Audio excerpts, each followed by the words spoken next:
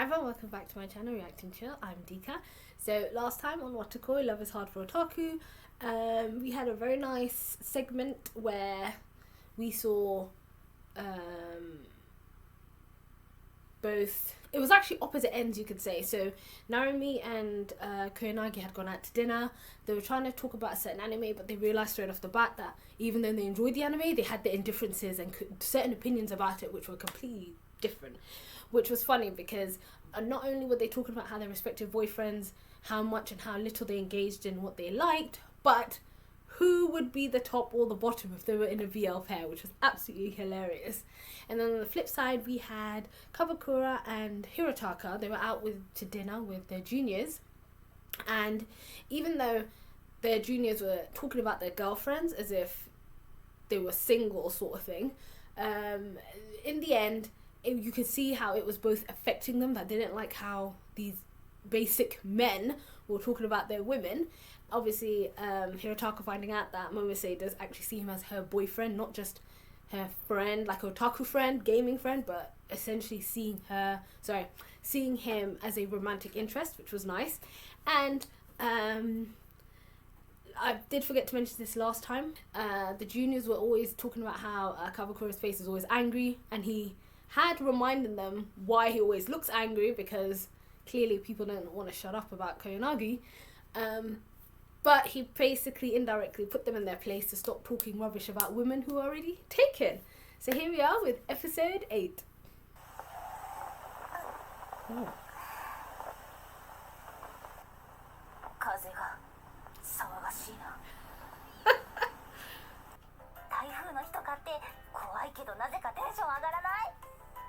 No. Oh.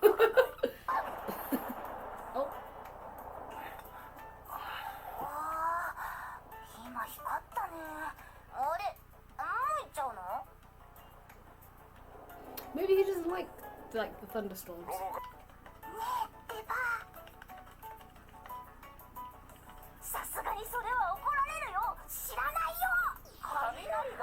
Oh, thought so.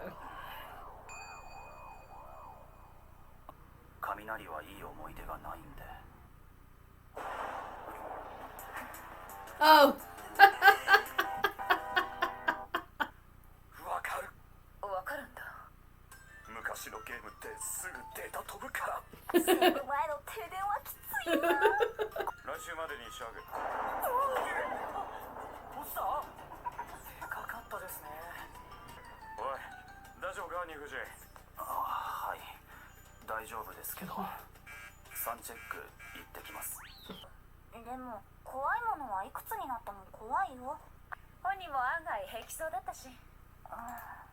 Narumi knows.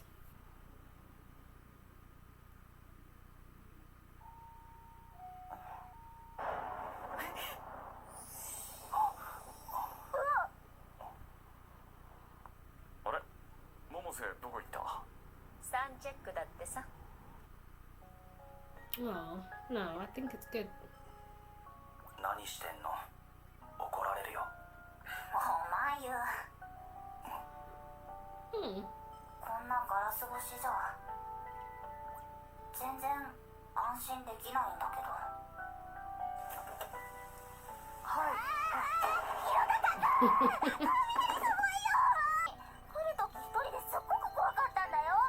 That's so sweet.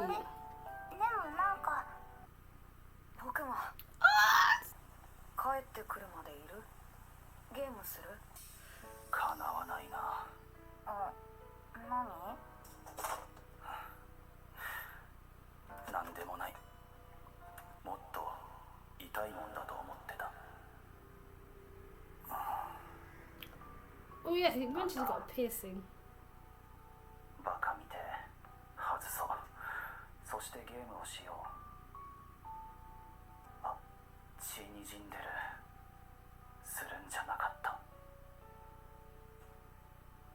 Oh. Oh, that's why.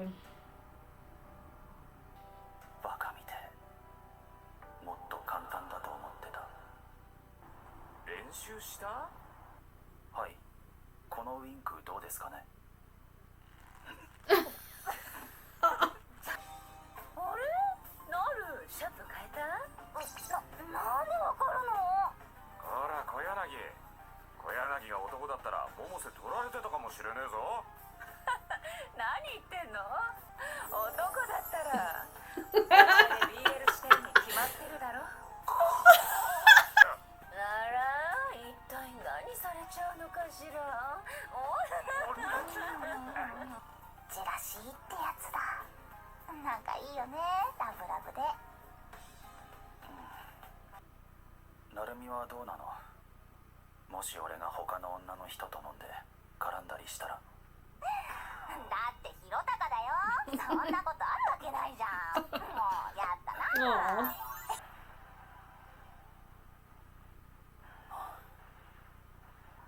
恋人にするのはもったいないでしょ。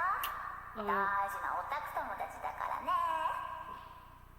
最近やっとお前の顔色読めるようになってきたけんね。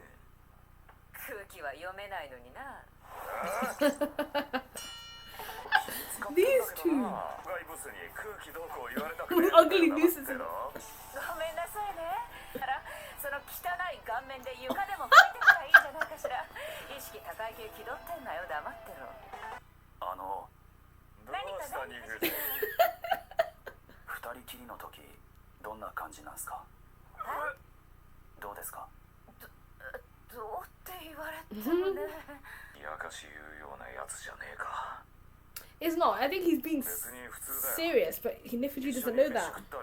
お前らと同じようなもんだろ。休みの日は出かける？先週外出渋ってアニメ見てたって誰かしら。趣味が楽しいのはわかるけどさ、私だって楽しみにしてたんだから。だからな、許せよ。Oh, she's not gonna like Hanako, but ah.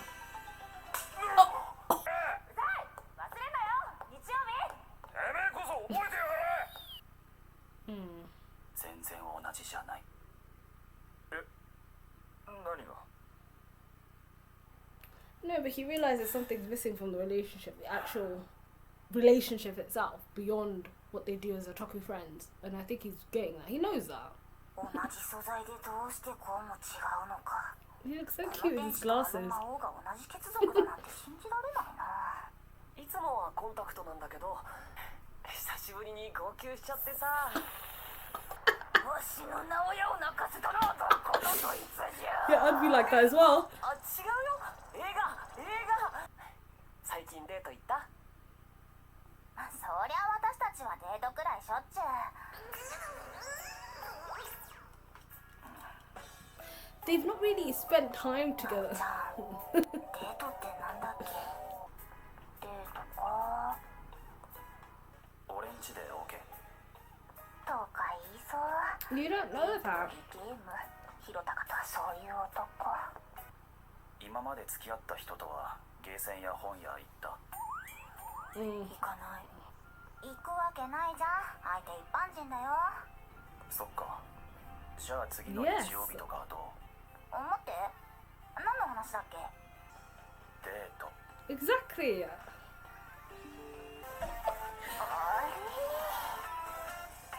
That was episode 8. I actually really liked that episode because again we're delving a little bit more into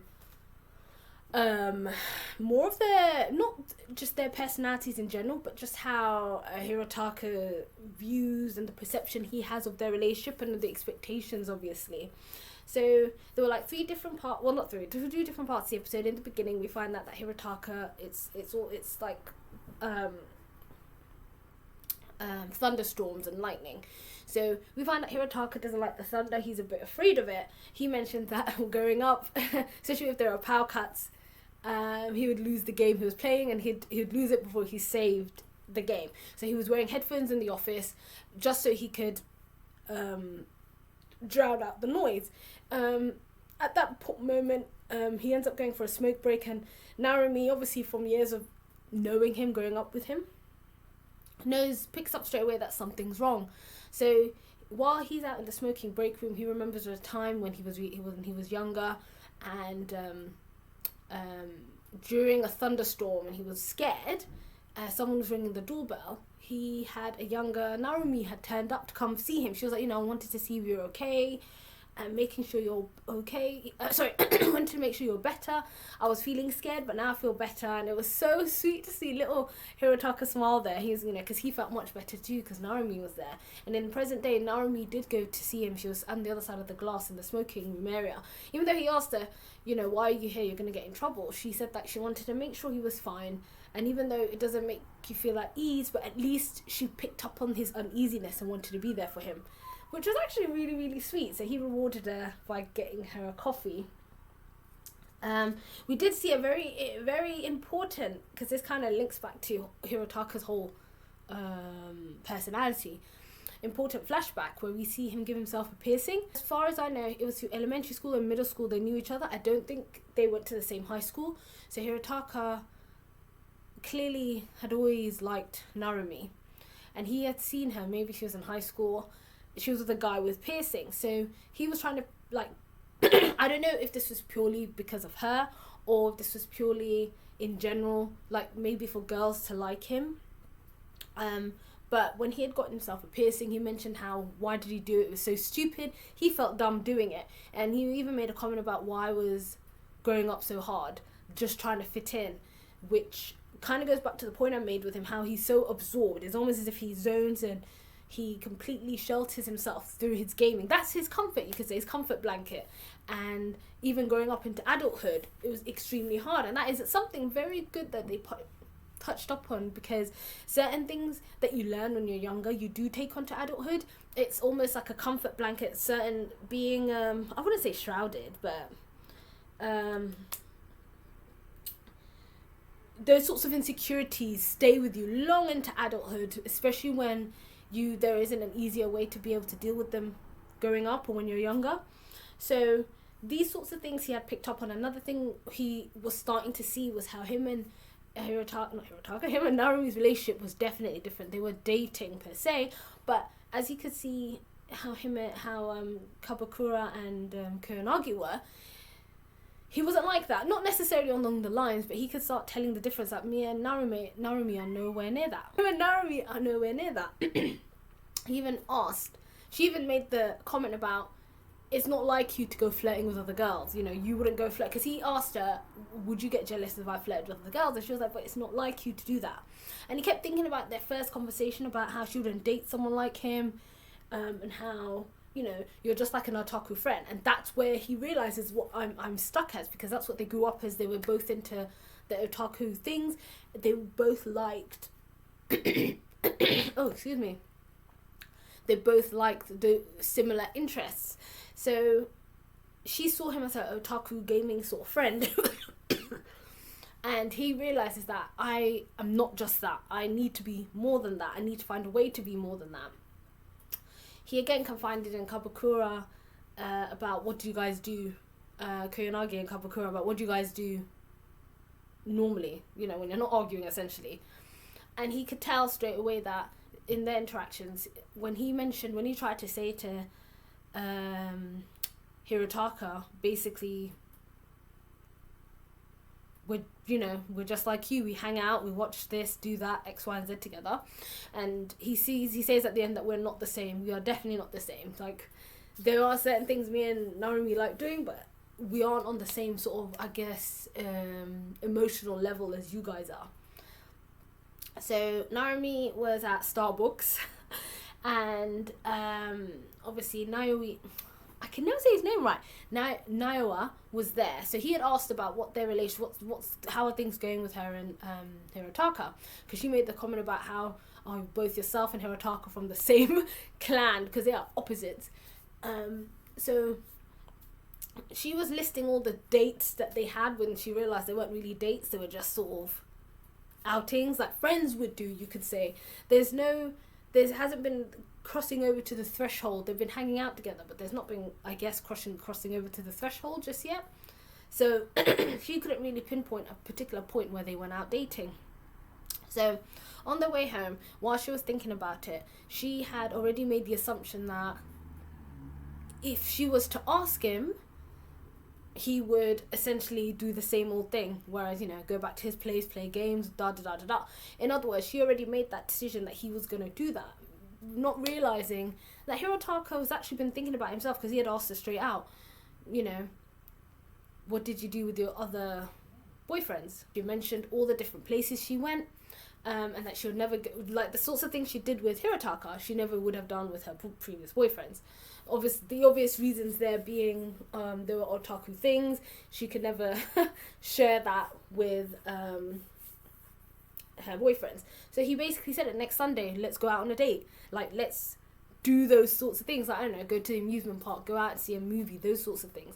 So I think Hirotaka is ready to take that step to try and differentiate himself from just being your otaku friend, being your actual boyfriend, which I'm really happy. I'm really like seeing. I really like seeing those glimpses, little glimpses into his past, knowing the insecurities he felt. All I'm saying is the fact that they're both big otakus, I personally believe nothing but solidifies, makes a fantastic foundation for their relationship. It could only go up from here. Just how Kabakura and Koyanagi like their otaku things, I feel like that foundation of them being 100% themselves is right there. They just need to start building in the romantic stuff. I do think Narumi needs to give Hirotaka a chance. I think in the previous episode she mentioned how Hirotaka's face wasn't her type. However, I do think she needs to stop just seeing him as her childhood friend who likes gaming, who's into gaming.